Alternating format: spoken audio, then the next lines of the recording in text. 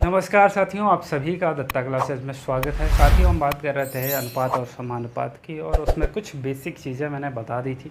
तो अगर आपने पिछला वीडियो नहीं देखा है तो उसको जाके देख लीजिए, ठीक है। आज हम शुरुआत करेंगे कुछ क्वेश्चंस की, और एक जीरो लेवल से, ग्राउंड लेवल से लेके हाई लेवल तक चीज़ों को लेके जाएंगे, ठीक है। एक क्वेश्चन आपके सामने स्क्रीन पर लिखा हुआ है, कह रहा है 3 संख्याओं का योग 280 है। यदि पहली और दूसरी संख्या का अनुपात 2:3 है और दूसरी और तीसरी संख्या का अनुपात 4:5 है तो दूसरी संख्या ज्ञात करो। रेशियो दे रखा है भाई, पहली और दूसरी संख्या का जो रेशियो है वो कितना है भाई, आपको दे रखा है 2:3। फिर दूसरी और तीसरी संख्या का रेशियो दे रखा है आपको कितना, 4:5, ठीक है। ये चीज़ें आपको दे रखी है। अब मुझे एक बात बताओ, अगर हमको पहली, दूसरी और तीसरी संख्या का अनुपात निकालना है, इकट्ठा अनुपात निकालना है तीनों का, तो क्या करना पड़ेगा। मैंने आपको बताया था भाई, उल्टा एन बना देना ऐसे, ठीक है। तो जब भी हम 4 और 2 का गुणा करेंगे कितना आएगा, 8। पहली संख्या का आ गया, दूसरी संख्या का निकालना है 4×3 12, और तीसरी संख्या के निकालना है भाई 5×3 15, ठीक है। पहली संख्या, दूसरी संख्या और तीसरी संख्या के बीच का रेशियो जो है वो ये हो गया। बात क्लियर हो रही है। अब मुझे एक बात बताओ, पहली संख्या 8 यूनिट, दूसरी संख्या 12 यूनिट, तीसरी संख्या 15 यूनिट, तीनों का अगर मिला जुला के देखें तो कितना हो जाएगा, 12 8 20, 20 10 30, 30 5 35 यूनिट होगा। मतलब 3 संख्याओं का अगर इस तरफ से योग देखें तो 35 यूनिट आता है, लेकिन इसकी एक्चुअल वैल्यू आपको 280 दे रखा है, तो इस 35 यूनिट के वैल्यू 280 हो जाएगी, ठीक है।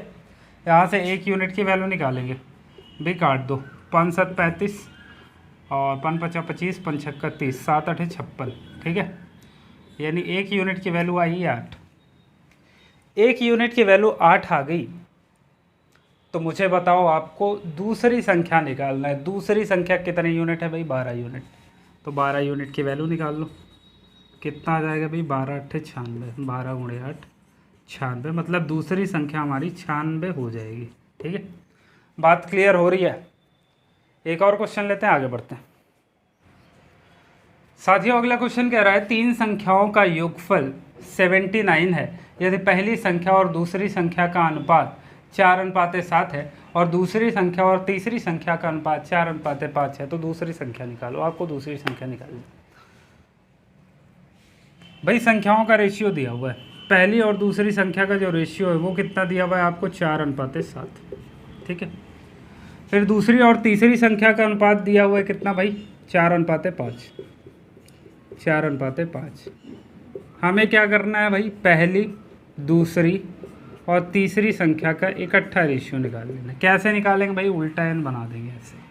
4 चौक कितना हो गया, 16 रेशियो, 4 7 कितना हो गया, 28 रेशियो, 7 5 35, ठीक है। ये आ गया रेशियो। भाई कुछ कट जा रहा है क्या, नहीं, कुछ नहीं कट रहा।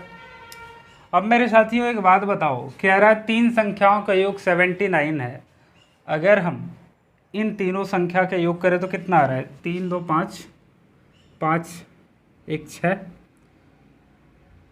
वही 79 ही आ रहा है मेरे हिसाब से, ठीक है। हाँ बिल्कुल।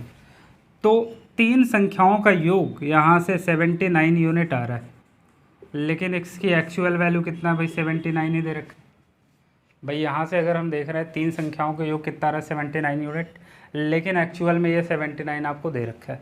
यहाँ से 1 यूनिट की वैल्यू निकालो, कितना आएगा भाई, 1 ही आएगा, 79 कट जाएगा। हमको पूछ क्या रहा है, हमसे कह रहा है कि दूसरी संख्या बताओ कितना होगा। दूसरी संख्या कितना होगा भाई, दूसरी संख्या कितना है, 28 यूनिट है। 28 यूनिट की वैल्यू 28 हो जाएगी, ठीक है। मतलब दूसरी जो हमारी संख्या है वो 28 यूनिट होगी। बताओ, बात क्लियर हो रही है भाई, बात क्लियर हो रही कि नहीं। यहाँ तक आपको चीज़ें एकदम क्लियर होगी भाई। एक और क्वेश्चन लेते हैं, आगे बढ़ते हैं, ठीक है साथियों। अगला क्वेश्चन आपसे कह रहा है 18,144 को 3 व्यक्तियों में, 3 व्यक्ति ए बी और सी में 3:5:8 के अनुपात में विभाजित करने पर बी को प्राप्त धनराशि ए की तुलना में कितना अधिक होगी। कहने का मतलब ये है कि ए से बी को कितना ज़्यादा धन मिलता होगा। तो यहाँ पे देखो भाई, ए बी और सी को जो राशि मिलती है उसका रेशियो आपको दे रखा है 3:5:8। ठीक है, ये रेशियो में दे रखा है। अगर यहाँ से हम देखें कि ए बी और सी को मिला जुला के कितनी मिल रही है, तो आप यहाँ से देखो 5 3 8 8 16 यूनिट मिला जुला के इनको राशि मिल रही है। लेकिन इस 16 यूनिट की जो एक्चुअल वैल्यू है वो आपको दे रखे है भाई 18,144। ठीक है भाई, इतना ही रुपए तो मिल रहा है तीनों को, लेकिन इस हिसाब से देखें तो 5 3 8 8 8 16 यूनिट मिल रहा है। मतलब 16 यूनिट की वैल्यू 18,144 के इक्वल होगी। यहाँ से एक यूनिट की वैल्यू निकाल लो भाई, कितना आ जाएगा एक यूनिट। तो भाई 16 से काट दो, 16 एक कम 16 2 18, 16 एक कम 16, ठीक है 16 5 16 32 16 48 16 चौके 64 1134 आ गया। बात क्लियर है भाई। यहाँ से एक यूनिट की वैल्यू कितना 1134 आएगा। फिर से काट लो, 16 एक कम 16 2 बचा, ठीक है 21 हो गया, 16 एक कम 16 5 54 बचा, 16 चौके 16 48 6 54 16 चौके 64। बात क्लियर है। एक यूनिट की वैल्यू 1134 आ गई। आपसे पूछा क्या है, कह रहा है कि बी को प्राप्त धनराशि ए की तुलना में कितना अधिक है। भाई यहाँ पे आप देख रहे हो कि बी को कितना मिल रहा है भाई 5 मिल रहा है, ए को कितना मिल रहा है 2 मिल रहा है 3 मिल रहा है। इसका मतलब बी ए से 2 यूनिट ज़्यादा है। ठीक है, और यही तो आपसे पूछ रहा था कितना ज़्यादा है। तो एक यूनिट की वैल्यू पता है भाई 1134, तो 2 यूनिट की वैल्यू निकाल लो यहाँ से। कितना आ जाएगा भाई 1134 गुणे 2 कितना आ जाएगा, 2 चौके 8 2 3 6 2 एक कम 2 2 एक कम 2 2268। मतलब 2268 रुपये बी को ए से ज़्यादा मिलेंगे। बात क्लियर हो रही है भाई। में सफ़ेद मार्बल और लाल मार्बल का अनुपात 3:5 है। यदि लाल मार्बल की संख्या 150 है तो सफ़ेद मार्बल की संख्या क्या होगी। भाई कुछ रेड मार्बल है और कुछ वाइट मार्बल है, इनका रेशियो आपको दे रखा है। ठीक है, सॉरी पहले हमारा वाइट मार्बल है फिर हमारा रेड मार्बल है। इनका रेशियो कितना दे रखा है आपको 3:5। मतलब थैले में 3 अगर हमारी सफ़ेद मार्बल है तो 5 हमारी लाल मार्बल है। ठीक है, लेकिन इसमें आपसे कह रहा है कि भैया लाल मार्बल की जो संख्या है वो 150 है, तो यहाँ भाई 5 है और इसकी एक्चुअल वैल्यू 150 है। आपको दे रखा है कि भैया 150 मार्बल लाल वाली। यहाँ पे आप देख रहे हैं कि 5 में हम भाई 30 का गुणा करेंगे तब तो 150 होगा, तो यहाँ भी 30 का गुणा करा दो तो कितना आ जाएगा 3 3 90। मतलब जो हमारी सफ़ेद मार्बल है वो 90 होंगी। ठीक है, बात क्लियर हो रही है। बात क्लियर हो रही कि नहीं भाई। यहाँ पे कह रहा है वाइट और रेड मार्बल का जो रेशियो है वो 3:5 है, लेकिन एक्चुअल में यहाँ पे हमको जो रेड मार्बल वो 5 यूनिट दिया हुआ है, लेकिन एक्चुअल में 150 मार्बल है, तो इसका मतलब 5 यूनिट की वैल्यू 150 के इक्वल होगी। अब भाई 5 में हम कितने से मल्टीप्लाई करा दें कि 150 आए, तो आप कहोगे सर 30 से। अब यहाँ 30 से कराया तो यहाँ 30 से करा दो भाई, कितना आ गया 90। तो वाइट वाली मार्बल कितनी है 90। बात क्लियर हो रही है भाई। चलिए आगे बढ़ते हैं। लास्ट क्वेश्चन में कह रहा है कि एक कमरे में मेज और कुर्सी का अनुपात 7:9 है। यदि कमरे में 560 मेज और कुर्सियां हैं तो कुर्सियों की संख्या बताओ। भाई चेयर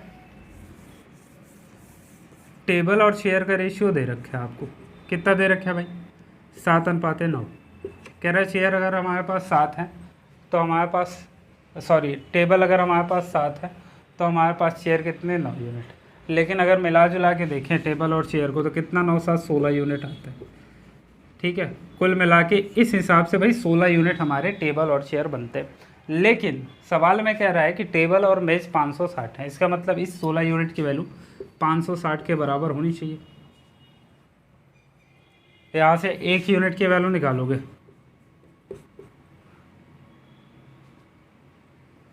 सोलती 48 16 पंचे 80। एक यूनिट की वैल्यू कितना आ गई भाई 35 आ गई। ठीक है, एक यूनिट की वैल्यू 35 आई। आपसे पूछा क्या है कुर्सियों की संख्या। कुर्सियां है कितनी भाई, चेयर है कितनी, 9 यूनिट। 1 यूनिट की वैल्यू 35 है, तो यहाँ से 9 यूनिट की वैल्यू जब निकालेंगे तो कितना आएगा भैया, 35 गुणा 9, 9 पचे 45 का 5, हासिल है 4, 9 त्रिक 27, 4 31, 3115। बात क्लियर हो रही है। तो मतलब चेयर जो हमारी है, कुर्सियाँ जो हमारी है वो 315 होगी कट्टा, 315 बोर, ठीक है। तो यहाँ तक चीज़ें क्लियर हो रही होंगी हो रही होंगी आपको। तो अगर आपको चीज़ें ठीक लगी, बेटर लगी, अच्छी लगी, आपको लगा है कि जो चीज़ें मैं बता रहा हूँ और वो आपके लिए एग्ज़ाम में ठीक है, तो प्लीज़ चैनल को सब्सक्राइब करना बिल्कुल ना भूलें, ठीक है।